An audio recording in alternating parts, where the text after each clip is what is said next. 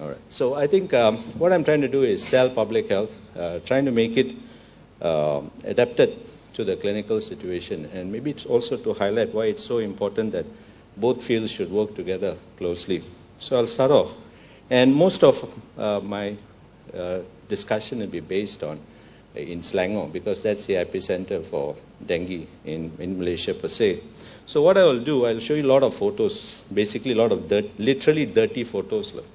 I'll give you a snapshot of the dengue situation in Malaysia and in Selangor, looking into a paradigm change in dengue control in Malaysia and Selangor in particular, and touching a little bit on principles of dengue diagnosis, the case registration, and also the new case registration guidelines. Now, what I will not do is I will not drown you with data, which I think unanalyzed data is basically rubbish in numbers. All right. I will not teach you circulars that you can read yourself. I will not make you an entomologist. We do not need mosquito experts among doctors per se. I will not preach or finger point. And I am not advertising any dengue test kits, because this is a hot topic now. Why this brand, why not that brand, and things like that. All right, a little bit about the mosquito. It's the perfect urban terrorist. It only needs 5 cc of clear water, not clean water, clear water. So we always say there is no breeding of Aedes in the drains because the water is dirty, even if it is clogged. But if you let the water settle and you get a clear layer of water above the sediments, you can get Aedes breeding. So it's not clean water, it is clear water. And the other problem is the eggs can withstand drying for up to 6 months. So even if you kill all the mosquitoes there, but if you do not remove the containers and they are dry, for example, then you get the next rainy season 4 or 5 months down the line, the eggs are still viable. And then there's this concept of transovarial transmission. Basically, it's like this. You can have a lot of Aedes mosquito in your locality, in your home, but it doesn't mean all the mosquitoes are carrying the virus. So these are considered the clean Aedes mosquitoes. Aedes mosquitoes become infective when they bite a viremic person. And from then onwards, it infects individuals. But let's say we are fortunate enough to kill this one infective mosquito, basically through fogging or basically by you are physically whacking it down. That is not the end of the story. Because these mosquitoes, once they take the blood meal, they lay eggs. Right? And if you only kill the adult mosquito and you do not remove the eggs or where the eggs were laid, within a week you're going to get about 200 mosquitoes hatching. But the problem here is now almost 80% of the new mosquitoes which are hatched are already carrying the virus without biting an individual. This is transovarial transmission. IMR has shown that this type of transovarial transmission can go up to 5 generations. So once the mother gets the virus, the chuchu, the chichet, the anak, everyone carries the virus. It becomes a generational issue. So that is why we say, that's why we say fogging doesn't work. Fogging just buys you time until we solve the underlying problem. A little bit more about the mosquito. Well, the adult mosquito, if it's not killed, can live for about a month, about 4 weeks. Once it bites a person, it becomes infective in about 4 to 5 days. All right? And then it's infective until it dies. All right? So, now the photos I'm going to show you, these are the dirty photos I'm going to show you. The odd thing is, I don't think any one of us is surprised when we see these photos, because we almost often see these type of situations every day. In fact, now we have become desensitized to dirtiness. In fact, we are more surprised now if a place is clean. Then we ask ourselves, how come this place is not popular? All right? Because if it is popular, it's going to be dirty. All right? Same thing, waterfalls, recreational parks, anywhere. All right. And as I said, you only need 5 cc of water. So, see, this is what happens when good intentions are not implemented properly. The developer here put a sheet across a barrel of water so that mosquitoes don't breed in the barrel of water. But because the sheet was not pulled tight and you have creases here, you have breeding. That's it. All right. Safety hats, when you don't store it properly, really doesn't become very safe. You have breathing here, and of course all the others. So you see, these type of things are not major issues, but these are things we see. So if you really want to control breathing, you have to be obsessive with cleanliness. There are no two ways about it. So when we talk about vector control, basically I'm not going to touch on fogging. All right, the way forward is not fogging at all. Basically, a little bit about fogging. When we do fogging, our whole intention is to kill the infected Aedes mosquito. Let's say, for example, in a locality there's 1,000 Aedes mosquitoes, of which, let's say, 10 are carrying the virus. The whole idea of fogging is to kill the 10 that are carrying the virus, not the 1,000. Not the 1,000. That is why the community doesn't understand. They call us, kawasan saya ada banyak nyamuk, datang fogging. That's one. We are not the National Pest Control Agency. All right. Second thing they'll say, kenapa you datang bila ada case saja? Dulu saya panggil you tak datang fogging. Again. So these are the perceptions we have to change among the community. All right. Now, source reduction is basically removal of potential breeding places. All right. This is what we are going in. And if you cannot remove a potential breeding place, then we put in chemicals, either biological or chemical larvicides such as abate, to prevent breeding. So these are the two strategies we look at. So the mantra in dengue control, I think, which all doctors and medical staff should tell patients when they come to hospitals is fogging is not the magic bullet. They always tell, oh, my son, I've been admitted to dengue, how come no one came fogging? What you should advise them is, you have dengue, please go around your house, look for where the breeding is. All right? Because if I come and fog, and you don't remove the breeding place, within a week you're going to get mosquitoes again. It gives you a false sense of reassurance. A little bit about notification. It's a responsibility of a medical officer. Now your nurses can fill in the forms for you. But if they fill in wrongly, or if the form, you have signed it and it stays in the ward for 1 week, you are still responsible. All right? No one else apart from the medical officer can sign the notification form. A small, humble request. Please get accurate biodata. All right. We need their contact numbers. We need the address. You know, sometimes you get Inche Ahmad, address USJ 7, Petaling Jaya. God help you if you can find the house. You know, this attention to minute details is so important. Or you just copy the address in the IC. Then you find out a lot of people don't update their address in IC. It was an address 10 years ago. You know, all it needs is for that person recording this biodata to be a little bit more attentive. You know. That's all. We have so much, we actually spend a lot of time trying to overcome this. In a lot of cases, we just can't do anything because we can't get an address or even a contact number. So a little bit, a snapshot of the situational analysis. Now, globally now, dengue is becoming a huge issue. It's now an emerging public health challenge. And even now, we are getting countries like Japan having dengue, basically because the mosquitoes are now going through aeroplanes and ships. And we had a bad year, 2013, and a worse year this year. But it's not only in Malaysia, it's a regional problem which has also affected other countries in this region like Laos, Cambodia, and even Singapore had a bad year last year. In Malaysia, our control program has been in existence since 1970. At the risk of being thrown out of the Ministry of Health, one look at this graph and you can tell you that the dengue control program is not controlling dengue. I think you do not need to be an expert in this. If you say you have a control program for 20 years, and every year you see the cases increasing, it is really not controlling. All right. So that is the blunt diagnosis. Of course, why and all that is other issues. Now, this shows you by state where the cases are. You don't have to strain your eye and see where Selangor is. All right. You know, that's this one. Just look at the top right or the tallest building there, and that's Selangor. Well, you can say Selangor is the highest because we have the highest population in the country of about 6 million. But even that argument is shot down because the rates are still high.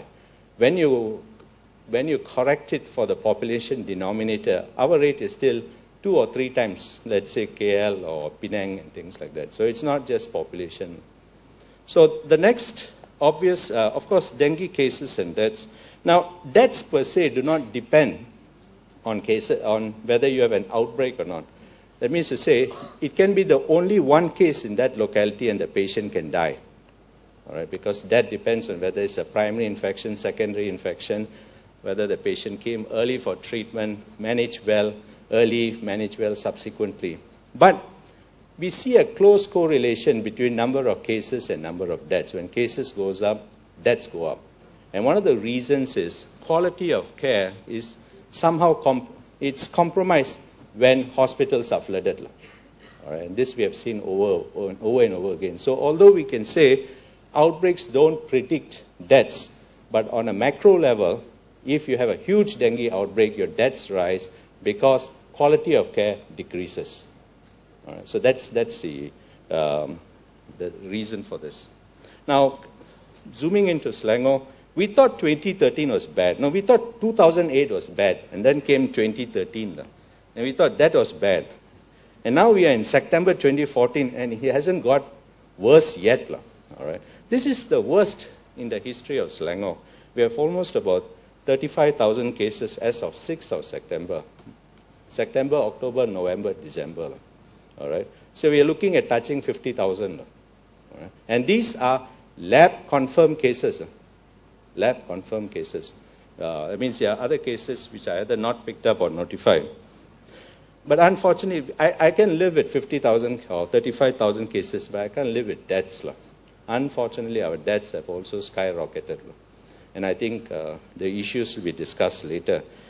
As of last week, we had 51 deaths in Selangor. Now, people try to justify this by saying we have a lot of cases and our incidence rate is high. You cannot justify that because Selangor has the best infrastructure in the country. Transport is not an issue. This is not like Sarawak where you have to take a boat or you have to be medevaced by helicopter.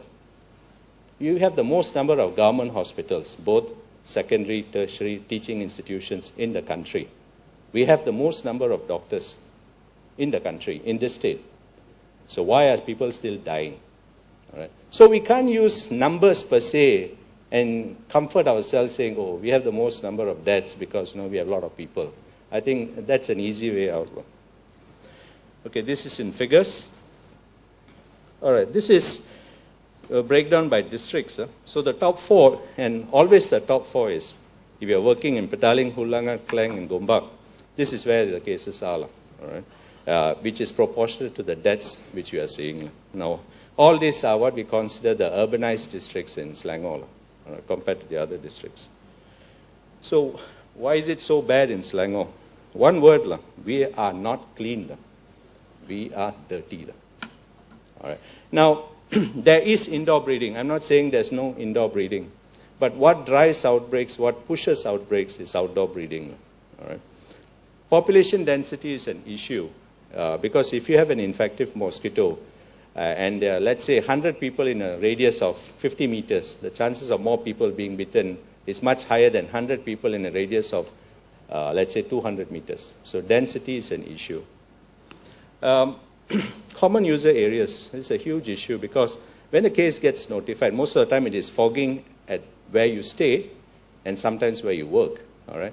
But let's say you get infected when you went to Jaya Jusco or when you're playing football in a football field where there's a lot of breeding. That place doesn't get touched, And then breeding goes on and transmission goes on.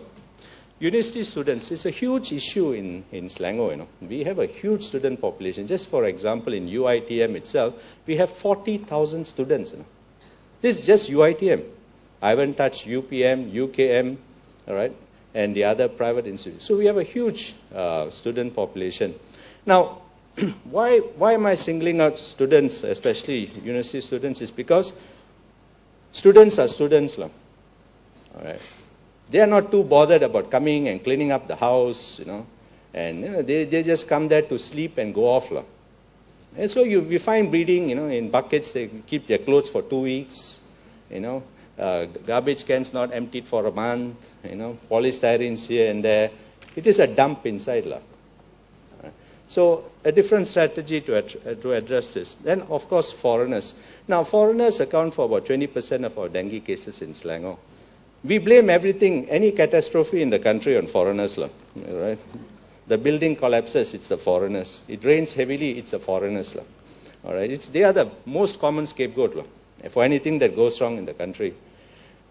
Now, foreigners are affected basically because they are coming into high-risk situations. Our foreign worker population is an extremely exploited population. Let me tell you this. All right, I think we should really be ashamed. I'll show you one or two photos on this. Okay, so as I said, the problem is outdoor breeding. And just a bit of photos. Abandoned houses are a big issue. Now, the thing about dengue, it's an extremely easy disease, because the problem stares at you in the face. Anyone looks at this photo or goes to a locality, you know there is breeding. You have an exposed area like this, you only need 5 cc of undisturbed water for a week. All right. So if you don't find breeding in these places, most likely you didn't do a good job. All right. That's one. Squatter areas, I think this is very common. You have squatter areas next to very luxury condominiums. In fact, we had a patient who died staying in a very high posh luxury condominium, but because just outside the wall, you have a squatter area with heavy breeding. Nurseries. Nowadays, people do not have land to do gardening in their house, so they do this gardening everywhere else, in the playground and all that. We don't have any problem with the flowers, but what we have a problem is, when they do the gardening, they leave all these containers behind, and you have breeding. Town areas. Now, this is very sad. A lot of our town areas are huge breeding grounds, all right, like what we show you. And the problem of breeding here, like what I told you, most of the time control measures will not be done because they are focused on where the patient stays and where the patient works. So breeding goes on, high human traffic in these areas, the possibility of being infected by the virus is extremely higher in these situations. Shop houses. Now, almost every residential area has this type of shop houses and sometimes also this type of situation. But what you don't see here is rubbish bins. Now, if you do not have rubbish bins, where do you think the community is going to throw their rubbish? Now, if you think they're going to put into their pocket and walk for about 1 kilometer, take the bus side and throw it in their house, you are not living in Malaysia. You are living in some la-la land. All right? So one of the low-tech thing is we are telling the local authorities now is have rubbish bins every 10 to 20 meters. Every 10 to 20 meters. All right? Of course, their reasoning is if you put more rubbish bin, people will throw more rubbish. Now, you figure that out. All right? So it's still an ongoing discussion. Sampah pukal or bulk waste. This is a big issue because Selangor, unfortunately, over the last 4 or 5 years, we don't have a systematic way of clearing sampah pukal or waste. So what do people do? All right? They place it in these areas. All right? And these are huge issues. Structural defects, huge issue. Mentari Court in Petaling Jaya along the Federal Highway, 9 blocks, 17 stories high. Every story there's a structural defect. You have drains like this along the corridors which run nowhere. The water just go left, right. You have huge breeding at each level. You have parking, basement parking where the water doesn't flow anywhere. You have gully traps. In each unit has 3 gully traps. And there are 3,000 units in this apartment blocks. And what happens when you have gully trap? Water accumulates here and you get breeding. Now, why they designed this is another big question. Kampong areas. There are still a lot of kampong areas where it is not covered by the local authorities. And the people themselves have to devise methods of disposing their rubbish. Kuala Selangor. Anyone from Kuala Selangor here? Kuala Selangor is known for their seafood. My only suggestion is this. If you want to eat seafood in Selangor, first go at night. Second thing, don't look down. All right? Then the food remains tasty. Huge problems with medium and low-cost apartments with no joint management boards. Can you imagine living in an apartment complex where there's nobody taking care of cleanliness? All right, this is another management issue. Construction sites, these are havens. All right, and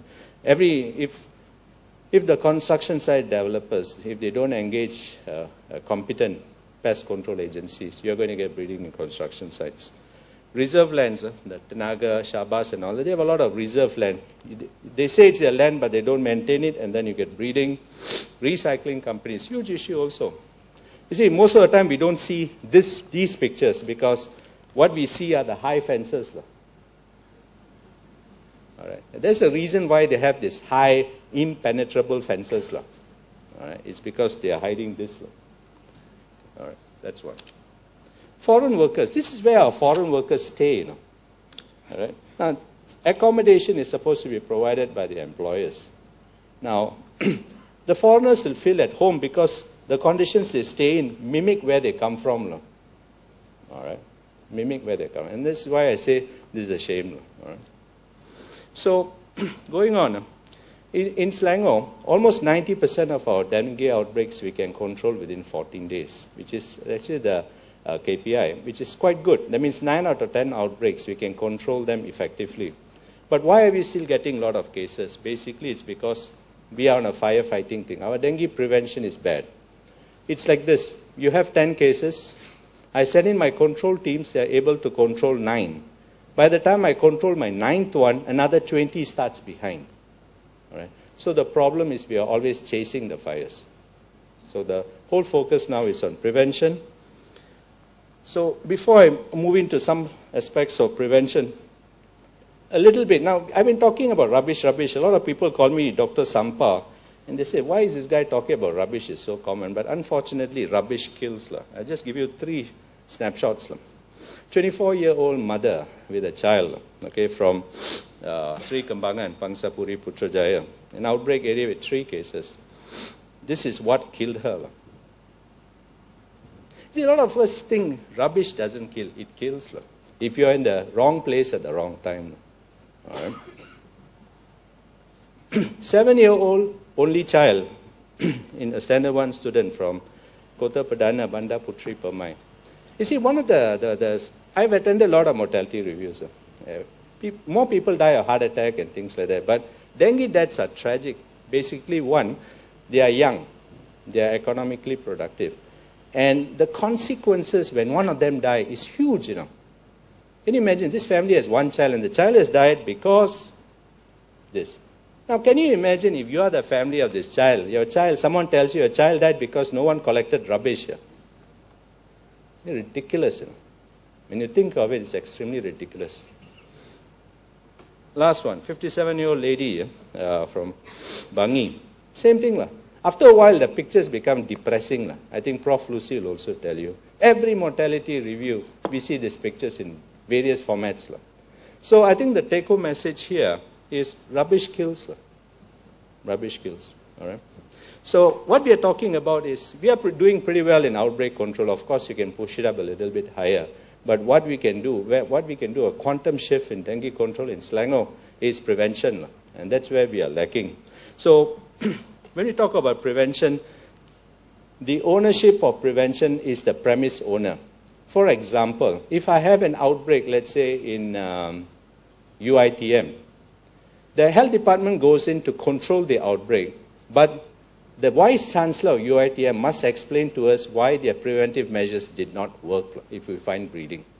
That's the premise we are working on. So health department goes in outbreak control, but prevention is the responsibility of the premise owner. And it's a 24/7 thing. I cannot do one gotong royong today and do the next gotong 3 months later.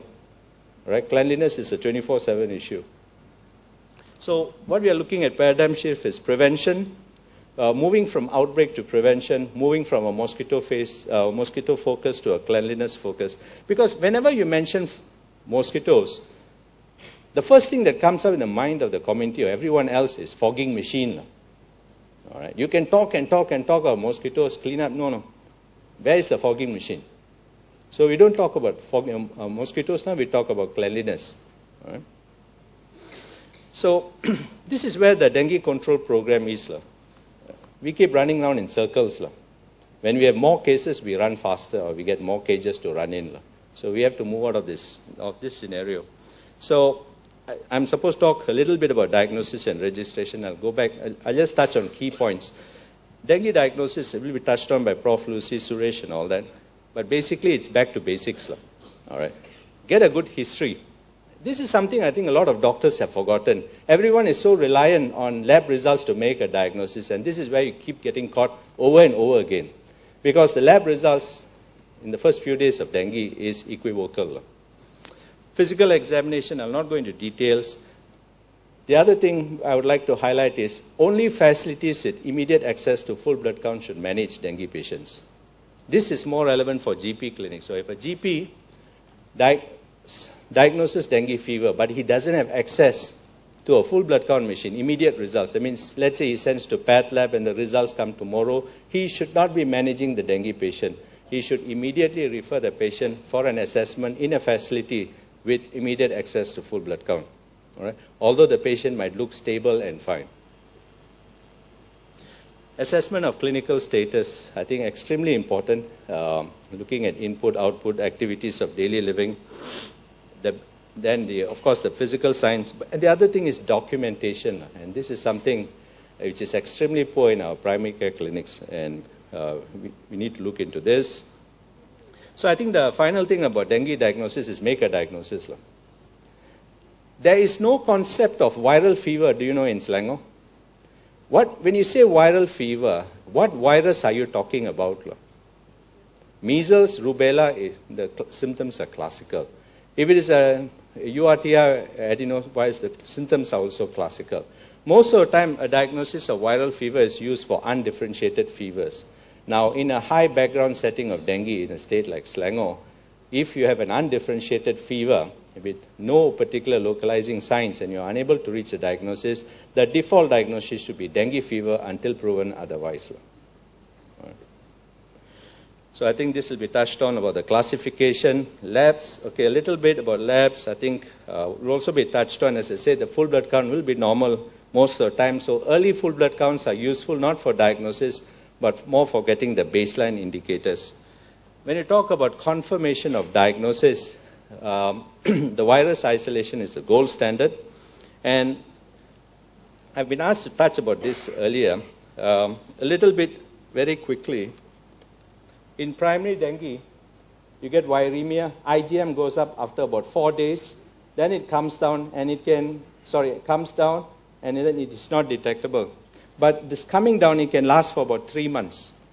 So you might test someone and the IgM is positive and the patient is afebrile, perfectly well. Basically, it shows he had a recent dengue infection, not an acute dengue infection. IgG goes up a bit later than IgM in primary infection, but it stays on for years at very low levels. And when you get a secondary infection, this is the first thing that goes up in IgG and it remains for years. IgM rises much later compared to IgG in secondary infection. Sometimes it might be missed. Viremia is the same, but in primary infection, viremia is longer. In secondary infection, viremia is shorter, but the intensity of viremia is higher. So these are the various tests we can use. Most of the time, we use the IgM ELISA or the rapid test. We also have the NS1 rapid test and ELISA. Advantages of the rapid test, you can get the results within minutes. ELISAs take 1 to 2 days. But the caveat here is single IgM, IgG, you have to be a bit skeptical because they show that it could be infection, but it cannot confirm. You can only confirm by serology if you have PAD seral. That means 2 serum samples taken in a distance interval of almost 2 weeks, which for clinical management is not practical. It's more for research and things like that. Okay. Now, we use RT-PCR, especially when diagnosis is extremely difficult or you have dengue mortalities. Patient dies and you're still not sure whether they died of dengue or something else. So what we suggest, either send a blood specimen or take tissue biopsies of the liver, the spleen, or even the lymph nodes, and send it for RT-PCR. Okay. I think this is a handbook I think all of us should read, and I think and Prof. Lucy is one of the main authors for this. Extremely useful handbook which can be accessed from the internet. And I think this is extremely useful. Okay, the Last few slides on dengue case registration. As of 1st January this year, only lab-confirmed cases are registered. All right. So if you notify a dengue case and there are no confirmatory lab results, the dengue case will not be registered and subsequently no control measures will be done. That's the implication. So to meet this requirement, now we are providing dengue combo test kits to all primary healthcare clinics in the government service and some general practitioner clinics. I'm not sure how long we can continue this. So general practitioners in the Klang Valley, you can contact your nearest district health office to be supplied this dengue combo kits free. And charges should not be passed down to the patients at all. So the bigger question for public health is what happens for dengue cases which are most likely dengue but no confirmatory tests were done. All right, so this is some of the dilemma we are facing now. This shows you cases which are registered, cases which are notified. So you'll see that from 1st January, when this new ruling happened, there was a big gap between cases which are notified to cases which were registered. All right, and it doesn't really affect all these confirmatory tests does not affect clinical management, but it is extremely crucial for public health management because if they are not registered, no control measures are done. So the tagline now is everyday cleanliness, every time, every way for the Selangor State Health Department. So let's move on from this type of depressing scenarios to these type of scenarios which should be the norm. So whenever we have a disease which we can't control, we give it a day. So dengue now we have June 15th. All right. So if you can't control typhoid, we'll have a World Typhoid Day and things like that. All right. Okay, so that's about it. Thank you. Thank you so much, Dr. Venu. In view of time constraint, okay, all right. We'll go on with 4 questions.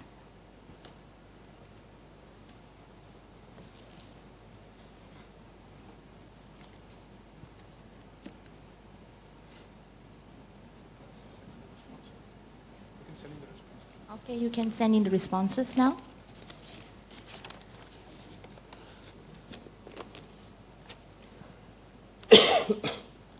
Which is the best answer? Okay, first question. Main reasons for high dengue incidence in Selangor. High population density and environmental. I think you all can read this yourself.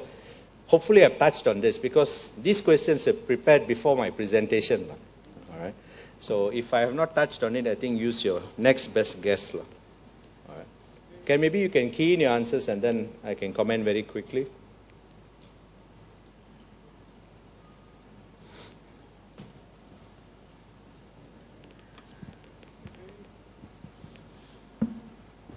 Okay.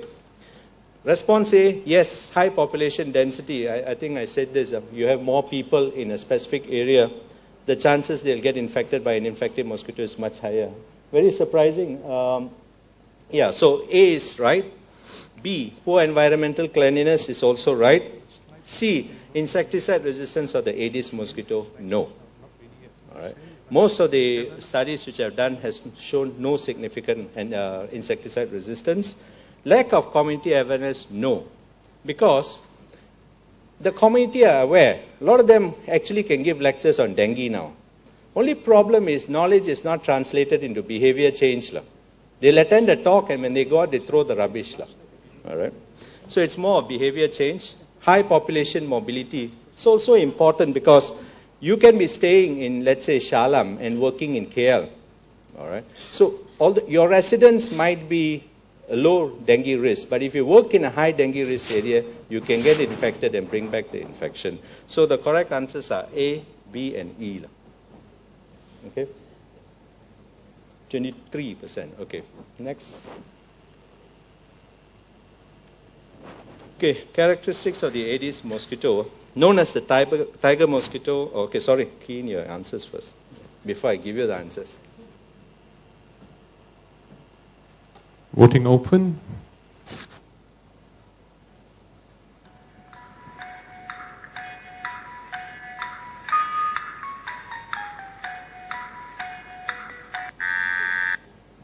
Still open. Please proceed.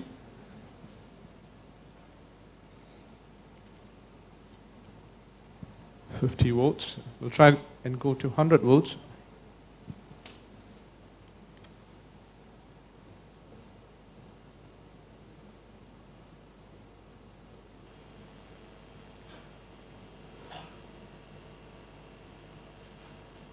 Okay. Okay. The answers, known as the tiger mosquitoes because of the stripes, is true. Okay, they have these black and white stripes on their thorax and legs. So the first thing you do when you crush a mosquito is look whether it's Aedes or not. Next thing, the flight range. This is a lazy mosquito. It hardly flies more than, usually it flies up to 200 meters, rarely more than 400 meters. The hard-working mosquitoes are the malaria ones. Anopheles, they fly about 2 kilometers. So B is wrong. Transoviral transmission, yes, I think we have discussed this. Aedes mosquitoes do not breed extensively in clogged drains, as I said, unless the water, I said there's a possibility they might breed, all right, but not. The ones that breed extensively in clogged drains are culex, and adult mosquitoes live for an average of 1 month, so it's not 14 days. Correct answers are A and C. 32%. Okay. Next question, last 2 questions. Okay, following statements are true for fogging. Send in your votes.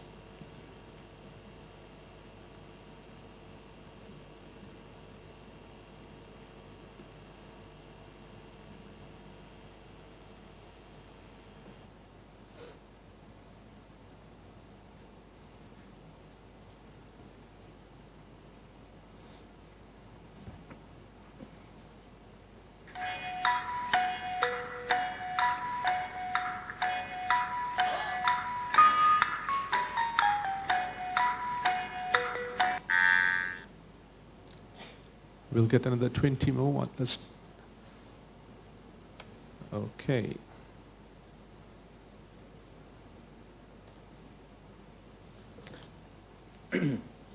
Okay. Fogging is not effective because the high rate, I think we already mentioned, so that is false. B is dependent on weather conditions and coverage is extremely important. If you fog when it's so windy, the insecticide just gets blown away. And coverage means whether you can enter the houses. All right? If you can't enter the place where the mosquito is breeding, no point in fogging from outside. Most of the time it's not effective. So B is true. Preventive fogging is effective is false. Preventive fogging is what I told you. Fogging when there's no disease. So when you're talking about preventive fogging, we're actually trying to reduce the mosquito population. Really not recommended because it builds up insecticide resistance. Fogging activities are able to kill both adult and larvae effectively. No. Most of the time it can only kill the adult mosquito. There are of course some insecticides which have some larvicidal activity, but most of the fogging activities are targeted towards the adult mosquito. E, main purpose of fogging activities is to kill the infected adults? Yes. So the answers are B and E. First time, I think as we go along the questions, people get better. All right. Okay, next question. Diagnosis of dengue fever.